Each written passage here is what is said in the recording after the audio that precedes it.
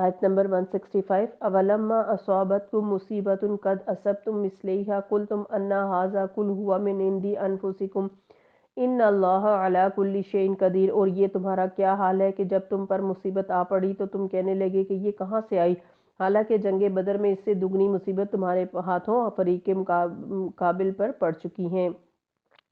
قل ہوا من عندی انفسکم، کہیے کہ یہ مصیبت تمہاری اپنی لائی ہوئی ہے، تمہارے اپنے نفسوں کی طرف سے ہے، اللہ ہر چیز پر قادر ہے۔ تو کبھی سوچا کہ آزمائش کیوں آتی ہے؟ یہ انسان کی اصلاح کے لیے آتی ہے، اس کو نکھارنے کے لیے آتی ہے، لیکن آزمائش میں مومن اور منافق کا رویہ فرق ہوتا ہے۔ رسول اللہ صلی اللہ علیہ وسلم نے فرمایا مومن کی مثال کھیتی کی کومپل کی طرح ہے، ہوا اسے الٹ پلٹ کرتی رہتی ہے، کبھی اسے گرا دیتی ہے، کبھی سیدھا کر دیتی ہے، یہاں تک کہ اس کے موت کا وقت آ جاتا ہے۔ اور منافق کی مثال صنوبر کے درخت کی ہے جو اپنے تنے پر مضبوط کھڑا رہتا ہے اور اس کو کوئی بھی نقصان نہیں پہنچاتا، یہاں تک کہ ایک ہی دفعہ جڑ سے اکھڑ جاتا ہے۔ صحیح مسلم کی حدیث ہے، اور کتنی خوبصورت حدیث ہے یہ، یعنی منافق کی اکڑ ختم ہی نہیں ہوتی، پھر موت ہی اس کو پکڑ کر گراتی ہے، اس سے پہلے وہ سبق نہیں لیتا۔ تو ہم سب کو پودے کی طرح ہونا چاہیے، نرم، ٹھیک ہے کبھی گر گئے، کبھی غلطی ہو جاتی ہے ہم سے، کبھی پیچھے ہو جاتے ہیں، کبھی آگے ہو جاتے ہیں، کبھی سیدھے ہو گئے، پھر کبھی گر گئے، کبھی ایمان اوپر ہو گیا، کبھی نیچے ہو گیا، یہ تو ساری زندگی لگا رہے گا۔ کبھی سخت تکلیف ہوتی ہے، کسی کی طرف سے کوئی ایسی بات پہنچتی ہے تو انسان تھوڑی دیر کے لیے ڈاؤن محسوس کرتا ہے، پھر اٹھ کر کھڑا ہوتا ہے۔ اس وقت بھی ہمیشہ یہی کہیں کہ اس میں بھی اللہ کی بہتری ہوگی، کوئی خیر ہوگی میرے لیے۔ بعض باتیں واقعی ایسی ہوتی ہیں کہ کسی بھونچال سے کم نہیں ہوتی، بعض اوقات لوگ آپ کو آ کے ایسی خبر سناتے ہیں کہ آپ کی روح کانپ اٹھتی ہے۔ اچھا اس کے بعد کیا ہوتا ہے؟ کبھی آپ اپنی ایسی کیفیت سے گزریں کہ کسی خبر نے آپ کو انتہائی سخت تکلیف دی ہو، اندر سے شدید ترین ہلا مارا ہو، اس تکلیف نے جس چیز کی آپ کبھی توقع ہی نہ کر رہے ہو، اس کے بعد آپ ایک نئے انسان بن کر نکلتے ہیں اور دل میں جو الجھنیں ہوتی ہیں وہ سب نکل چکی ہوتی ہیں، ایک نئی زندگی جو ہے نا ملتی ہے آپ کو۔ تو مومن پھر اٹھ کر بیٹھ جاتا ہے اور اللہ تعالیٰ کا شکر ادا کرتا ہے جس نے اسے اس کیفیت سے گزارا، اس اندھیرے سے گزار کر پھر روشنی دے دی۔ تو پھر جب تک اللہ تعالیٰ کی مدد ساتھ رہے تو تکلیفیں انسان کا کچھ بھی نہیں بگاڑ سکتی، بلکہ اس کے درجات کو بلند کرتے ہوئے اس کے اخلاق کو بھی بہتر کرتی ہیں اور اس کے ایمان کو مضبوط کرتی ہیں اور اسے پہلے سے بہتر انسان بناتی ہیں، لیکن منافق کو ختم کر دیتی ہیں۔ جو نقصان لڑائی کے دن تم کو پہنچا وہ اللہ کے اذن سے تھا، یعنی اللہ نے خود پہنچایا، کیونکہ اللہ تعالیٰ جب کسی قوم سے محبت کرتا ہے تو انہیں آزمائش میں مبتلا کرتا ہے، پھر جو شخص صبر کرتا ہے اسے صبر ملتا ہے، اور جو جزا فضا کرتا رہتا ہے اس کے لیے جزا فضا ہے، یعنی یہ نقصان اس کے لیے تھا۔ اللہ دیکھ لے کہ تم میں سے کون مومن ہے اور منافق کون ہے۔ اللہ تعالیٰ نفاق کو دور کرنے کے لیے آزماتا ہے۔ وہ منافق جب ان سے کہا گیا کہ آؤ اللہ کی راہ میں جنگ کرو یا کم از کم اپنے شہر کی مدافعت ہی کرو، تو کہنے لگے اگر ہمیں علم ہوتا کہ آج جنگ ہوگی تو ہم ضرور تمہارے ساتھ چلتے۔ یہ بات جب وہ کہہ رہے تھے تو اس وقت وہ ایمان کی بنسبت کفر کے زیادہ قریب تھے، وہ اپنی زبانوں سے وہ باتیں کہتے تھے جو ان کے دلوں میں نہیں تھی ہوتی، اور جو کچھ وہ دلوں میں چھپاتے ہیں اللہ اس سے خوب جانتا ہے۔ تو یہ وہی لوگ تو ہیں جو خود بیٹھے رہے اور ان کے جو بھائی لڑنے گئے اور مارے گئے، ان کے متعلق انہوں نے کہہ دیا کہ اگر وہ ہماری بات مان لیتے تو نہ مارے جاتے، یعنی ان کے نکلنے پر انہیں اعتراض تھا۔ ان سے کہو اگر تم اپنے اس قول میں سچے ہو تو جب تمہاری موت آئے تو اسے ٹال کر دکھانا۔ وَلَا تَحْسَبَنَّ الَّذِينَ قُتِلُوا فِي سَبِيلِ اللَّهِ أَمْوَاتًا، جو لوگ اللہ کی راہ میں مارے جائیں انہیں تم مردہ نہ کہو، بل احیاء، بلکہ وہ تو زندہ ہیں، عند ربہم یرزقون، اپنے رب کے پاس بہترین رزق پاتے ہیں۔ فرحین بما آتاہم اللہ من فضلہ، خوش ہوتے ہیں اس پر جو اللہ نے ان کو اپنے فضل سے عطا کیا۔ وَيَسْتَبْشِرُونَ بِالَّذِينَ لَمْ يَلْحَقُوا بِهِمْ، اور خوشخبری پاتے ہیں، خوشیاں منا رہے ہیں ان لوگوں کے بارے میں جو ابھی ان سے نہیں ملے، من خلفہم، جو ابھی ان کے پیچھے ہیں، وہ بھی اسی راہ میں چل کر ان کے لیے خوش ہوتے ہیں کہ یہ بھی اسی راہ پہ چل رہے ہیں اور انشاءاللہ ان کو بھی شہادت ملے گی۔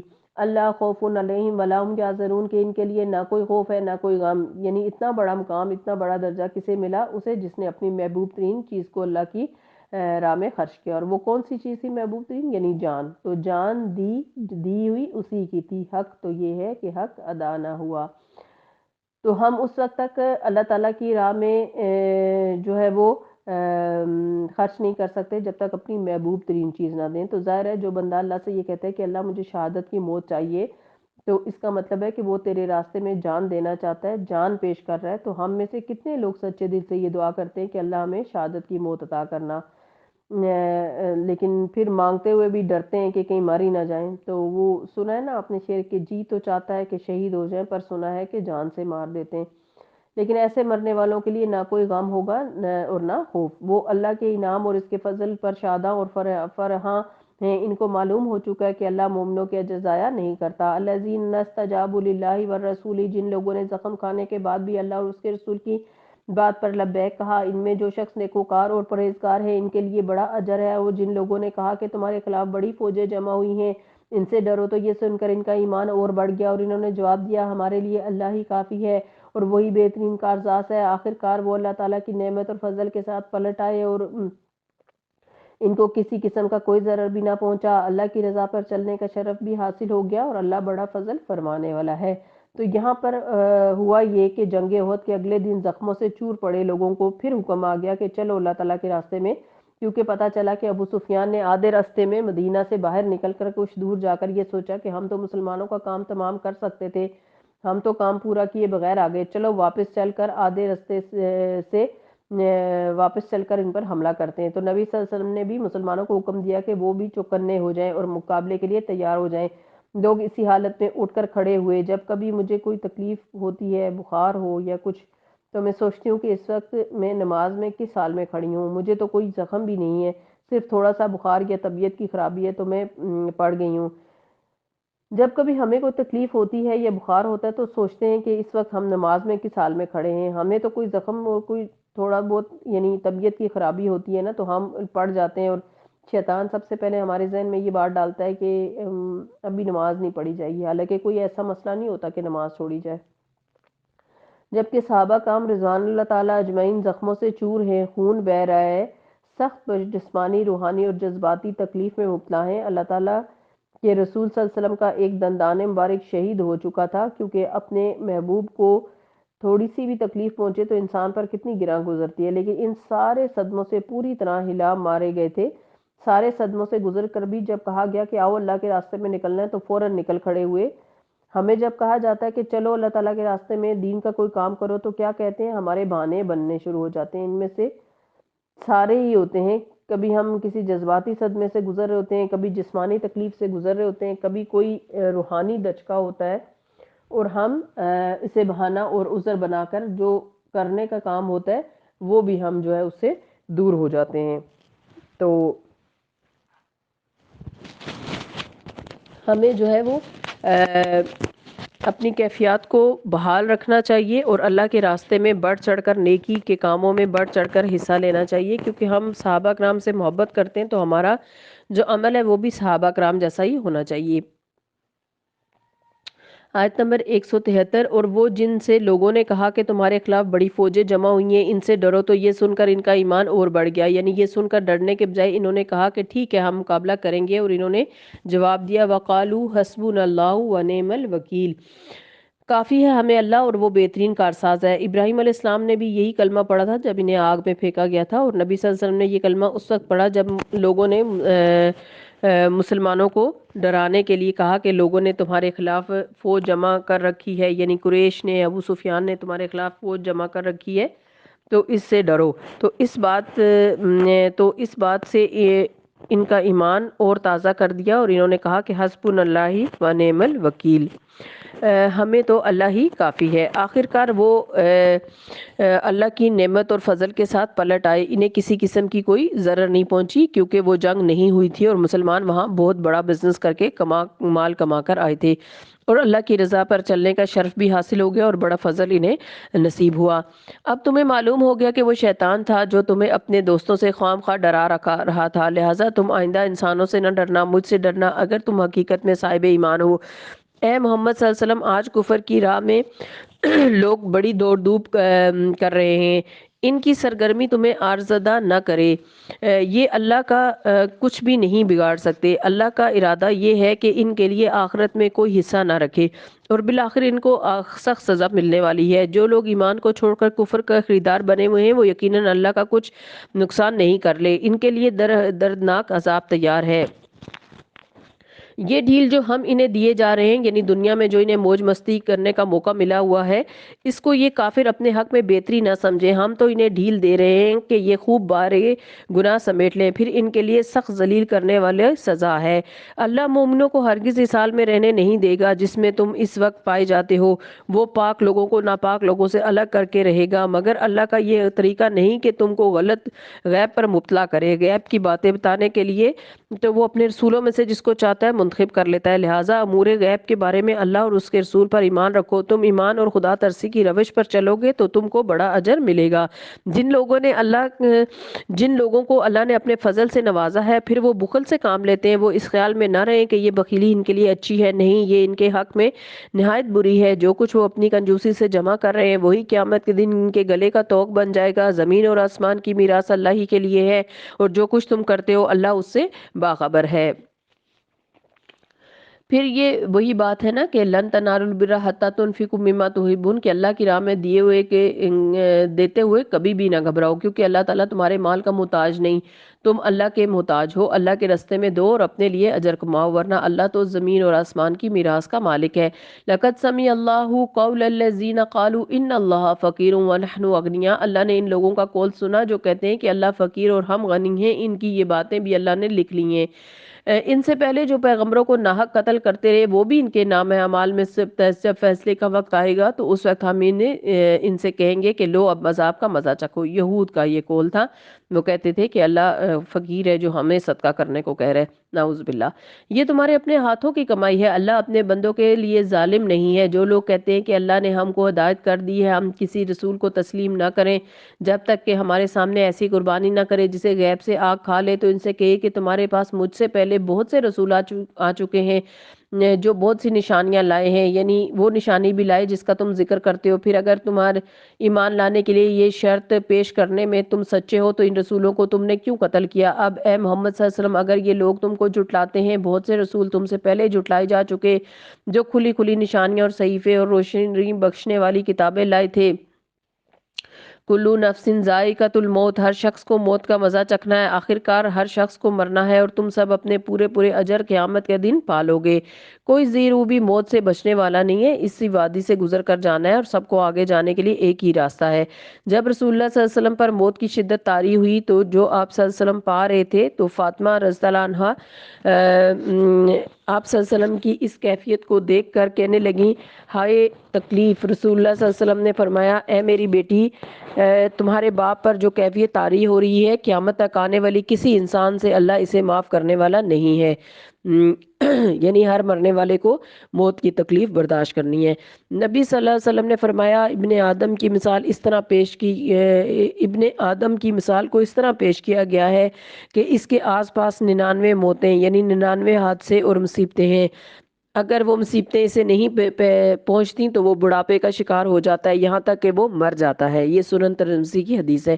یعنی موت سے کوئی بھی نہیں بھاگ سکتا، تو اس لیے موت سے بھاگنا نہیں چاہیے، موت کی تیاری رکھنی چاہیے اور اچھی موت مانگنی چاہیے، شہادت کی موت مانگنی چاہیے، اور اصل فکر اس بات کی ہونی چاہیے کہ موت کے بعد ہماری کامیابی ہوگی یا کامیابی کیسے ہو۔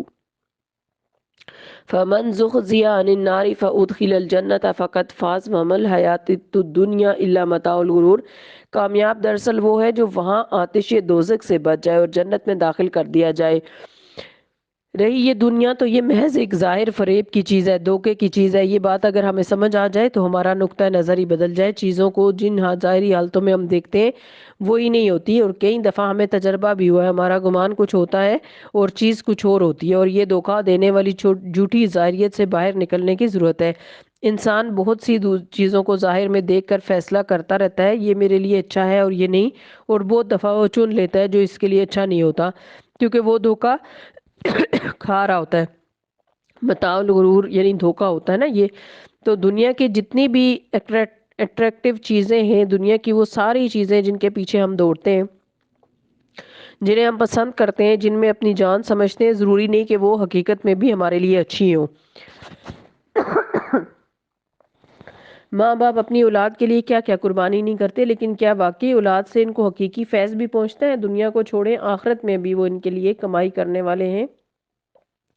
مال جس کے پیچھے انسان بھاگتا ہے، کیا واقعی وہ اس کا ساتھ دینے والا ہے، اسے موت سے بچا لینے والا ہے، پھر موت کے بعد اس کے کام آنے والا ہے، قبر میں ساتھ یا آخرت میں ساتھ ہوگا؟ کسی بھی انسان کی محبت، کسی بھی چیز کی محبت، کسی گھر کی، پلاٹ کی، فیکٹری کی، کارخانے کی، جاب کی، عہدے کی، شہرت کی، سب دھوکہ ہے۔ اللہ تعالیٰ نے اسے متاع الغرور یعنی دھوکے کا سامان کہا ہے۔ بھیس بدلنے کا پتہ ہے آپ کو؟ کیموفلاج، یعنی مثلا کوئی جانور، کوئی پرندہ کسی درخت پر یا کسی اور ایسی جگہ جہاں چھپ جائے کہ اس کا حصہ معلوم ہونے لگے، وہی کلر وہی حالت، تو یہ قدرت نے کئی جگہ پر رکھا ہوا ہے نا۔ بعض دفعہ جنگل میں ہاتھی اس طرح اپنے آپ کو چھپا لیتے ہیں کہ بڑے سے بڑے غول بھی آپ کو محسوس نہیں ہو سکتے کہ یہاں پر ہاتھی ہیں۔ آپ ان کے نرغے میں بھی آ سکتے ہیں۔ شیر، چیتا، سانپ وغیرہ چھوٹے چھوٹے کیڑے، وہ بعض اوقات پتہ بھی نہیں چلتا کہ وہ یہاں پر ہیں۔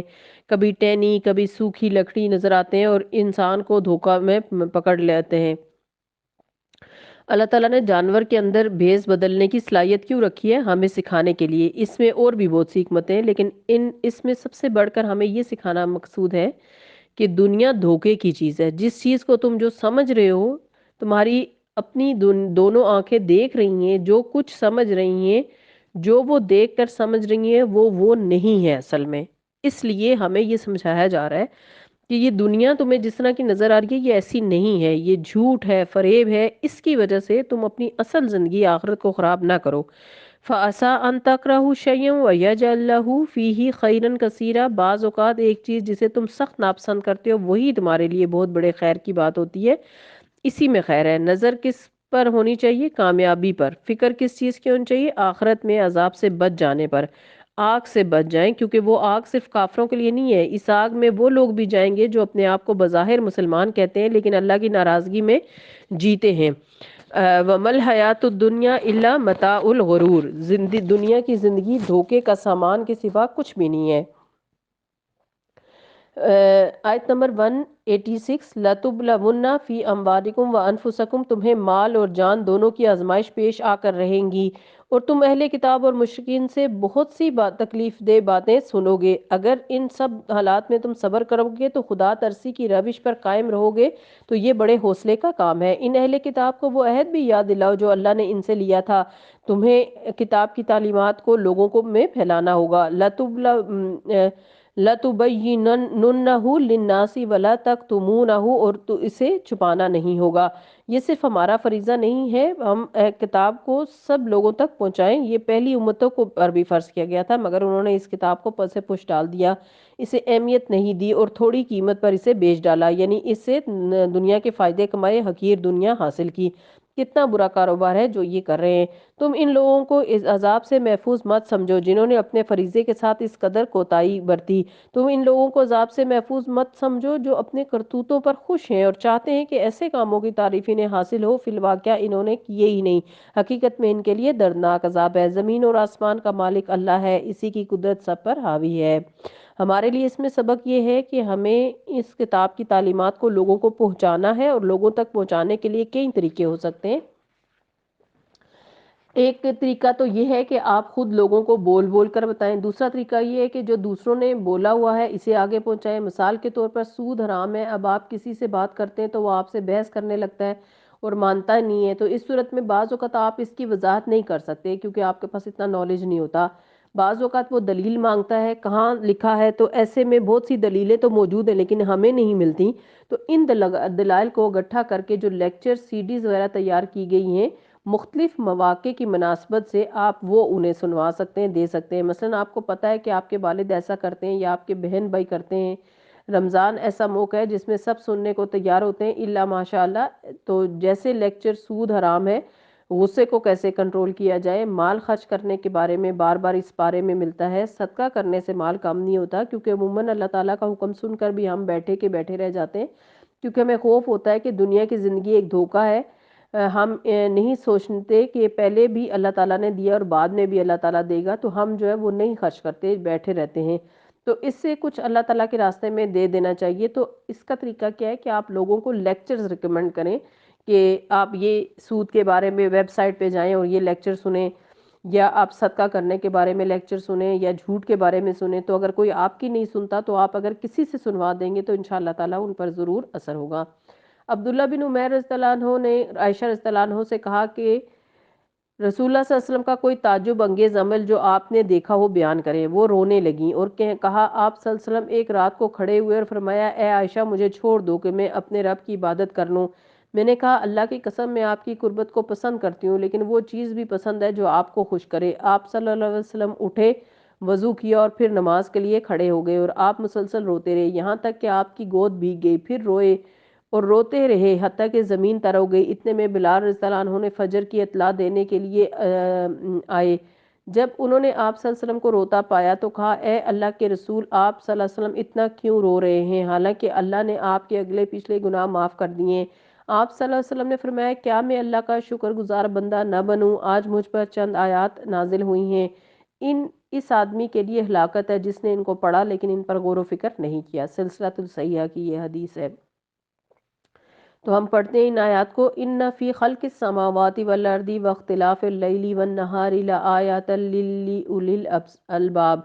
زمین اور آسمان کی پیدائش میں اور رات اور دن کے باری باری آنے میں ہوش مندوں کے لیے بہت سی نشانیاں ہیں جو اٹھتے بیٹھتے اور لیٹتے ہر حال میں اللہ کو یاد کرتے ہیں اور آسمان اور زمین کی ساخت میں غور کرتے ہیں، یعنی دل میں یاد ہوتی ہے اور دماغ غور و فکر میں لگا ہوتا ہے اور بے اختیار بول اٹھتے ہیں یہ سب تو نے فضول اور بے مقصد نہیں بنایا، تو پاک ہے اس سے کہ تو بیکار کام کرے، پس اے رب ہمیں دوزخ کے عذاب سے بچا لے۔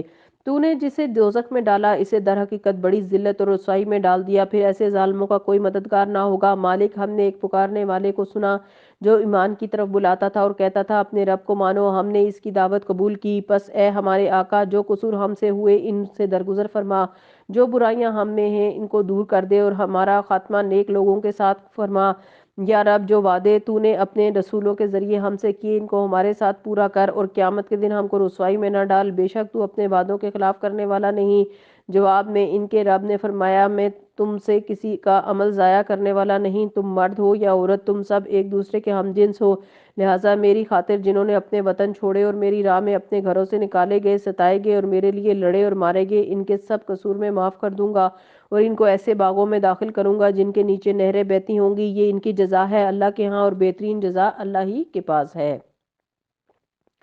لا یغرنک تقلب الذین کفروا فی البلاد متاع قلیل ثم مأواہم جہنم وبئس المہاد لیکن الذین اتقوا ربہم لہم جنات تجری من تحتہا الانہار خالدین فیہا نزلا من عند اللہ وما عند اللہ خیر للابرار۔ اے نبی صلی اللہ علیہ وسلم دنیا کے ملکوں میں خدا کے نافرمان لوگوں کے ساتھ چلنا پھرنا تمہیں کسی دھوکے میں نہ ڈالے، یہ محض چند روزہ زندگی کا تھوڑا سا لطف ہے، یعنی پوری زندگی بھی انسان اگر لطف اندوز ہوتا رہے انجوائے کرتا رہے اسے کوئی تکلیف نہ پہنچے تو آخرت کے مقابلے میں اس کی کوئی حقیقت نہیں۔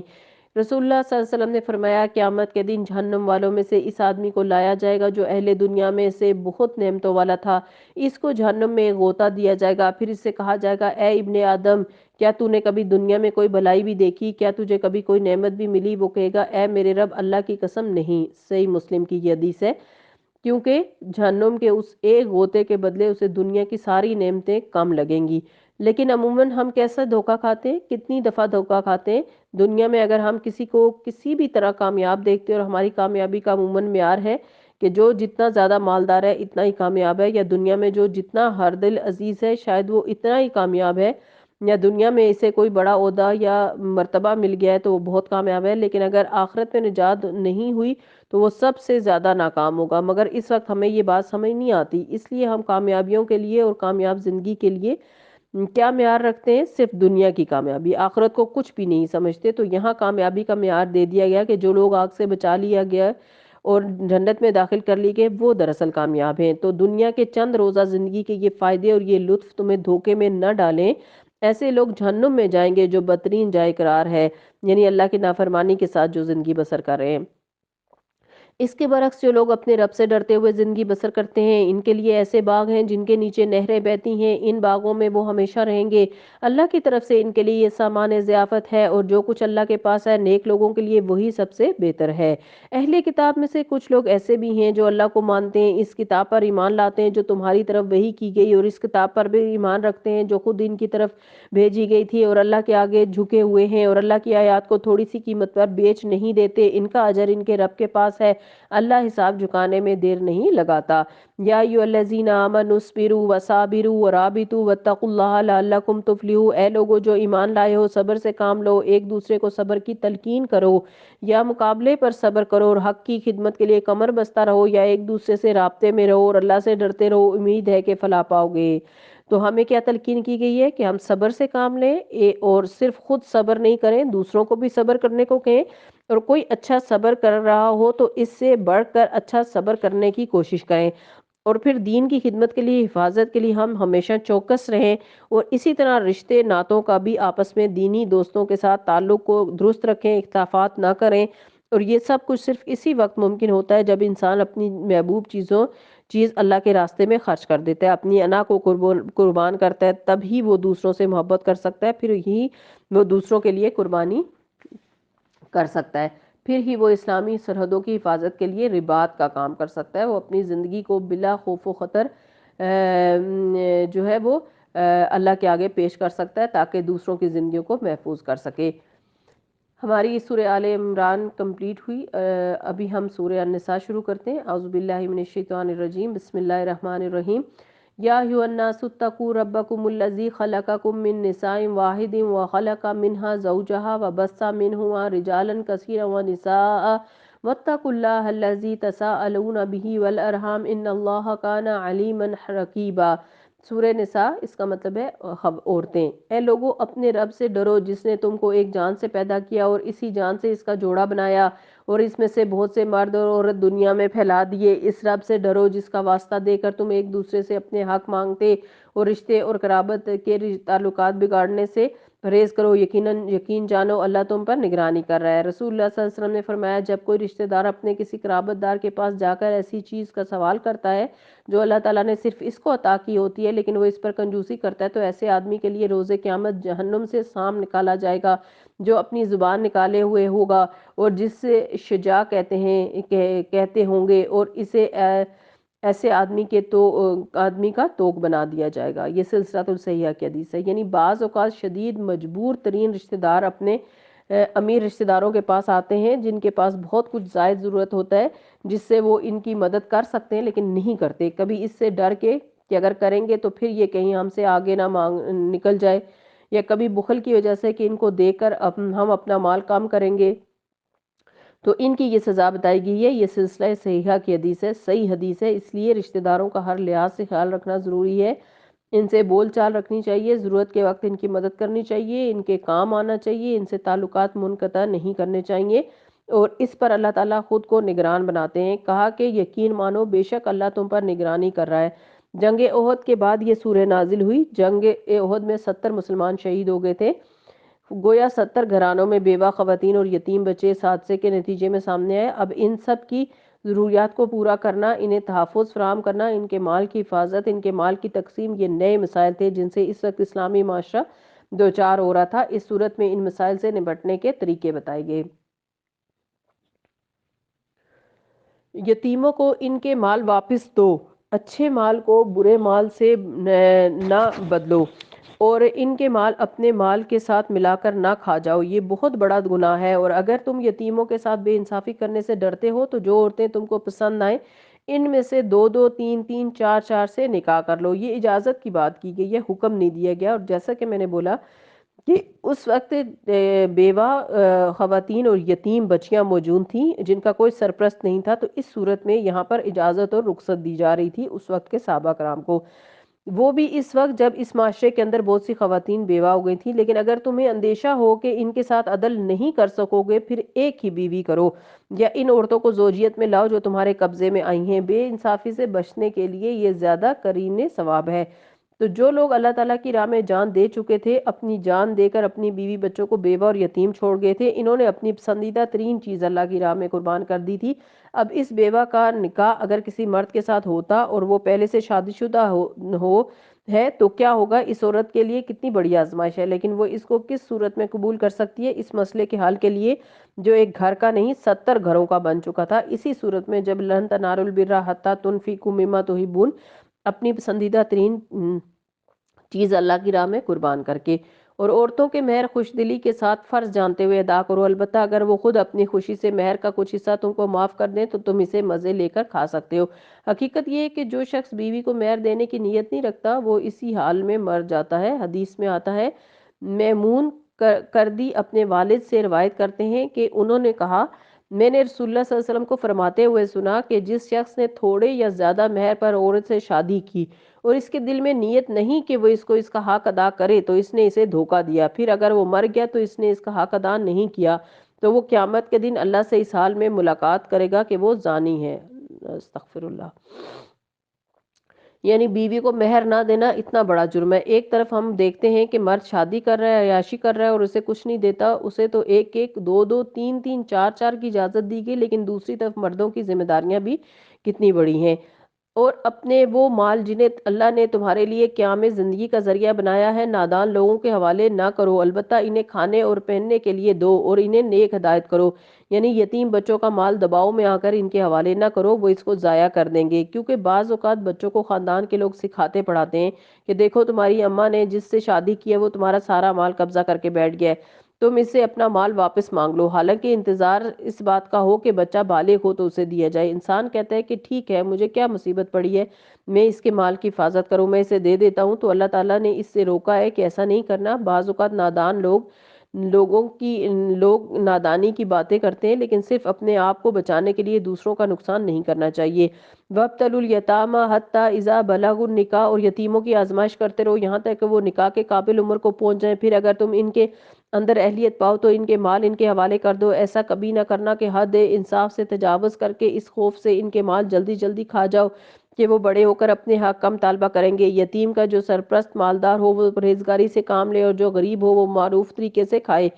تو جب ان کے مال ان کے حوالے کرنے لگو تو لوگوں کو ان پر گواہ بنا لو، اور حساب لینے کے لیے اللہ کافی ہے۔ مردوں میں اس مال میں ان سے حصہ ہے جو ماں اور باپ اور رشتہ داروں نے چھوڑا، اور عورتوں کے لیے بھی اس مال میں حصہ ہے، یعنی مال وراثت میں سے جو ماں اور باپ اور رشتہ داروں نے چھوڑا ہو، خواہ تھوڑا ہو یا بہت، اور یہ حصہ اللہ کی طرف سے مقرر ہے، یعنی اللہ تعالیٰ کی تقسیم کے مطابق تقسیم کرنا ہوگا، نہ کہ خود ہی آپس میں بیٹھ کر لین دین کر لیا جائے، اچھا یہ میری اماں کی نشانی ہے، یہ مجھے پسند ہے، اچھا یہ تم رکھ لو، یہ تم رکھ لو، اور بات ختم نہیں۔ اللہ تعالیٰ کے قانون کے مطابق وراثت کو تقسیم کیا جائے گا، چاہے وہ وراثت کے اندر سوئی دھاگا ہی کیوں نہ ہو، ہر چیز کی تقسیم ویسے ہی ہوگی جیسے کہ اللہ نے حصے مقرر کیے۔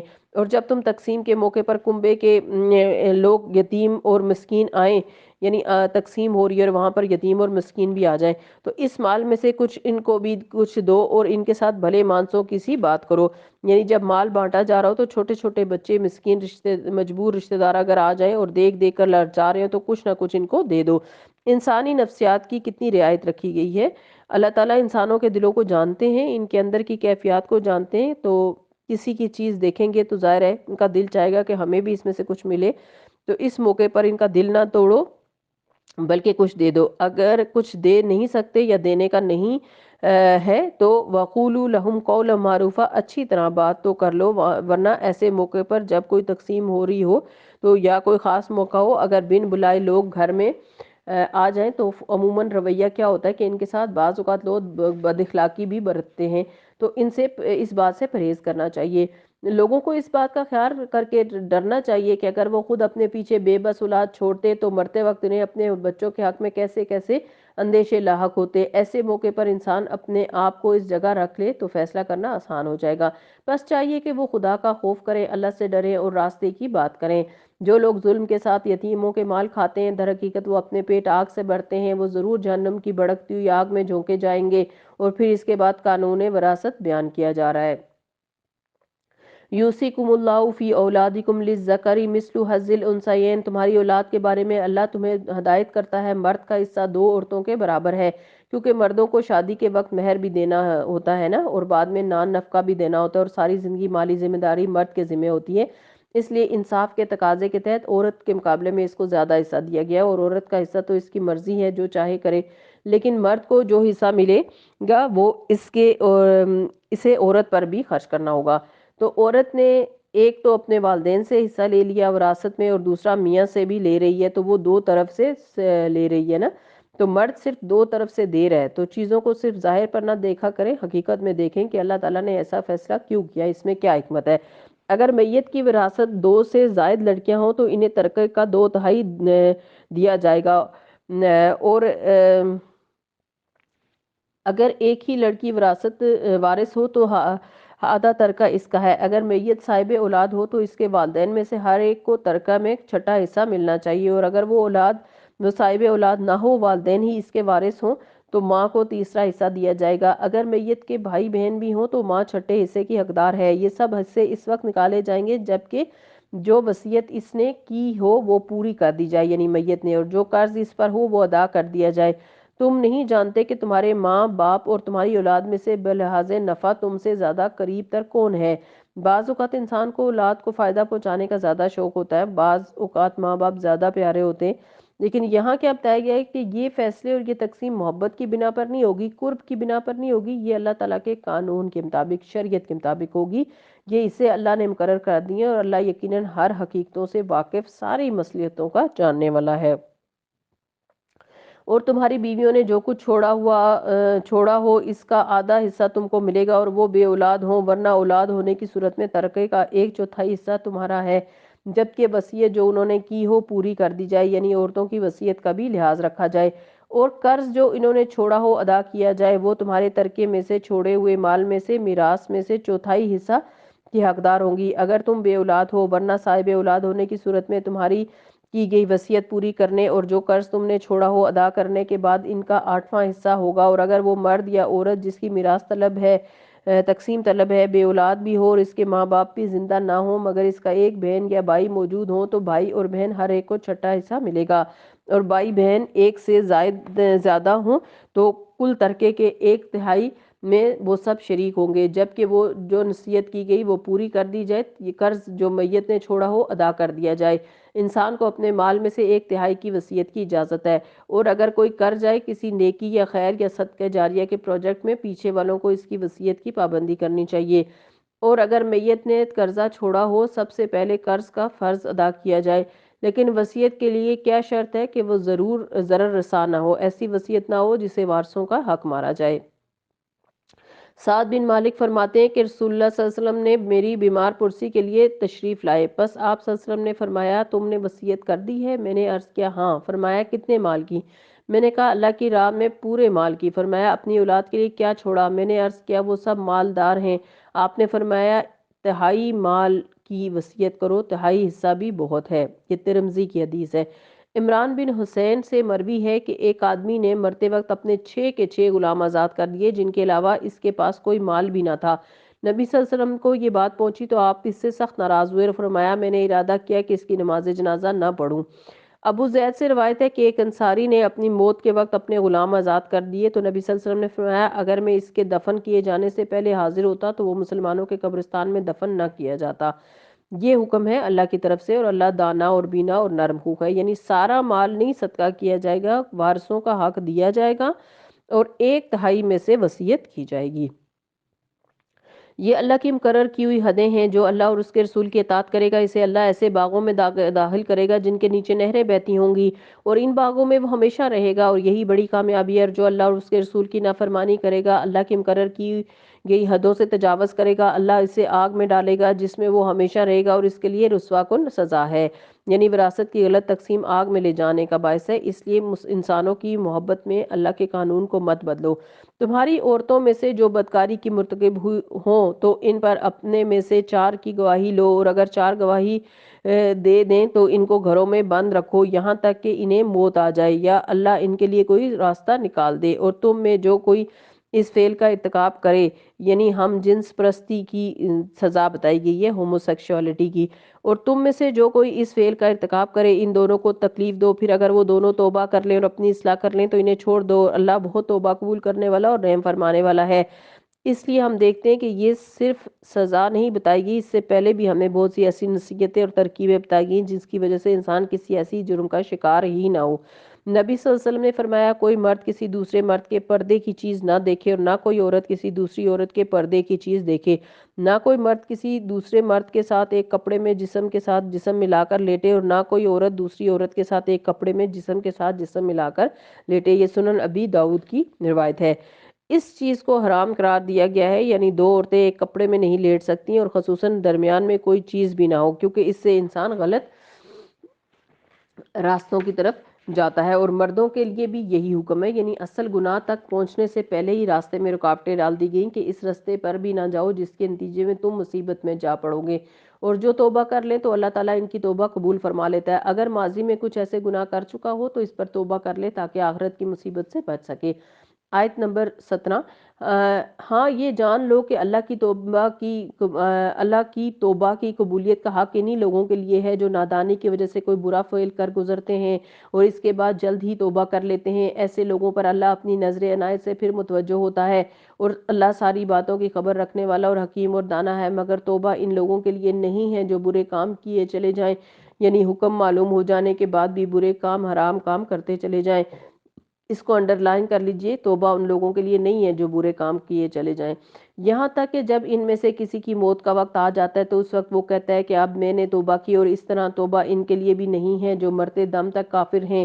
ایسے لوگوں کے لیے ہم نے دردناک سزا تیار کر رکھی ہے۔ یا ایھا الذین آمنو، اے لوگو جو ایمان لائے ہو، تمہارے لیے یہ حلال نہیں کہ زبردستی عورتوں کے وارث بن بیٹھو، یعنی جب ان کے شوہر فوت ہو جائیں تو تم بلا وجہ ان کو اپنے قبضے میں نہ کر لو یا کہیں اور شادی نہ ہونے دو، اور نہ یہ حلال ہے کہ انہیں تنگ کر کے اس مہر کا کچھ حصہ اڑانے کی کوشش کرو جو تم انہیں دے چکے ہو۔ ہاں اگر وہ کسی سری بدچلنی کی مرتکب ہوں تو ضرور تمہیں بھی پھر حق ہے۔ وَعَاشِرُوهُنَّ بِالْمَعْرُوفِ، اور ان کے ساتھ بھلے طریقے سے زندگی بسر کرو۔ فَإِن كَرِهْتُمُوهُنَّ، پھر اگر وہ تمہیں ناپسند ہو، یعنی اگر بیوی تمہیں اچھی نہیں بھی لگتی تو یہ نہیں کہ بس طلاق دے دو، اگر وہ تمہیں پسند نہ ہو مگر اللہ نے اسی میں تمہارے لیے کچھ بھلائی رکھی ہو، وہ بہت خدمت گزار ہو، اس کے بچے بھی بہت اچھے ہوں اور اس سے تمہارے رزق میں برکت ہو، تو اس لیے صرف ظاہری شکل و صورت یا ظاہری عادتوں پر پریشان ہو کر رشتے کو ختم نہ کرو۔ اور اگر تم ایک بیوی کی جگہ دوسری بیوی لے آنے کا ارادہ کر ہی لو، یعنی نہیں گزارا ہو رہا اور تم طلاق دے کر دوسری شادی کرنے لگو، تو تم نے اسے یعنی پہلے بیوی کو ڈھیر سارا مال ہی کیوں نہ دے دیا ہو، اس میں سے کچھ واپس نہیں لینا، کیونکہ تم اسے بہتان لگا کر سری ظلم کر کے واپس لوگے، اور آخر تم اس سے کس طرح لوگے جبکہ ایک دوسرے سے لطف اندوز ہو چکے ہو اور وہ تم سے پختہ عہد لے چکی ہیں، اور جن عورتوں سے تمہارے باپ نکاح کر چکے ہیں ان سے ہرگز نکاح نہ کرو مگر جو پہلے ہو چکا سو ہو چکا، یعنی باپ کی بیوی سے بیٹا نکاح نہیں کر سکتا، گویا کہ سوتیلی ماں سے نکاح حرام ہے۔ در حقیقت یہ ایک بے حیائی کا فعل ہے اور ناپسندیدہ اور برا چلن ہے۔ حرمت علیکم امہاتکم و بناتکم و اخواتکم و عماتکم و خالاتکم ثم تم پر حرام کی گئی ہیں تمہاری مائیں، یعنی ان سے ازواجی تعلقات قائم نہیں کر سکتے۔ یہاں پر محرمات کا بیان ہے جو اگلے پارے تک بھی چلے گا۔ اور تمہاری بیٹیاں، بہنیں، پھوپھیاں، خالائیں، بھتیجیاں اور بھانجیاں، لیکن آج مسلمانوں کے اندر بھی ایسے واقعات ملتے ہیں جن میں بیٹیاں اور بچیاں اپنے ہی بھائیوں کے ہاتھوں، اپنے ہی ماموں اور چچاؤں کے ہاتھوں محفوظ نہیں، اور یہ حرمت والے رشتے بھی پامال کر دیے گئے ہیں۔ اس لیے بہت ضروری ہے کہ آپ اپنی عزت اور عصمت کی حفاظت خود کیجیے، کیونکہ عورت کو اللہ تعالیٰ نے اتنی سمجھ عطا کی ہے کہ جب مرد کی نظر بدلتی ہے یا اس کے اندر کوئی ایسا خیال پیدا ہوتا ہے تو اس کو محسوس کر لیتی ہے، تو جہاں کہیں بھی یوں محسوس کریں فوراً اپنے آپ کو بچائیں، خود اس بات کا اہتمام کریں کہ آپ ایسی جگہ کے پاس سے بھی نہ گزریں، اور فوراً کسی اپنے بڑے کو، ماں یا باپ کو خبردار کریں تاکہ وہ آپ کی حفاظت کرے، کیونکہ اللہ تعالیٰ نے عورت کو بہت قیمتی بنایا ہے، اور وہ صرف مرد کی تفریح کے لیے نہیں ہے کہ جو اس سے جب چاہے دل بہلائے، اپنے آپ کو اتنا سستا نہ کریں۔ تم پر حرام کی گئیں تمہاری مائیں، تمہاری بیٹیاں، تمہاری پھوپھیاں، خالائیں، بھتیجیاں، بھانجیاں، اور تمہاری وہ مائیں جنہوں نے تم کو دودھ پلایا ہے، جن کا دودھ تمہارے جسم کا حصہ بنا ہے، اور تمہاری دودھ شریک بہنیں، تمہاری بیویوں کی مائیں یعنی تمہاری ساسیں، تمہاری بیویوں کی لڑکیاں یعنی سوتیلیم بیٹیاں جنہوں نے تمہاری گودوں میں پرورش پائی، یعنی اگر عورت پہلے سے شادی شدہ اور بچے ساتھ لائی ہے تو ان کی بھی حفاظت ضروری ہے۔ ان بیویوں کی لڑکیاں جن سے تمہارا تعلق زن و شو ہو چکا، ورنہ اگر صرف نکاح ہوا ہو اور ازواجی تعلق قائم نہ ہوا ہو تو انہیں چھوڑ کر ان کی لڑکیوں سے نکاح کر لینے میں تم پر کوئی مواخذہ نہیں۔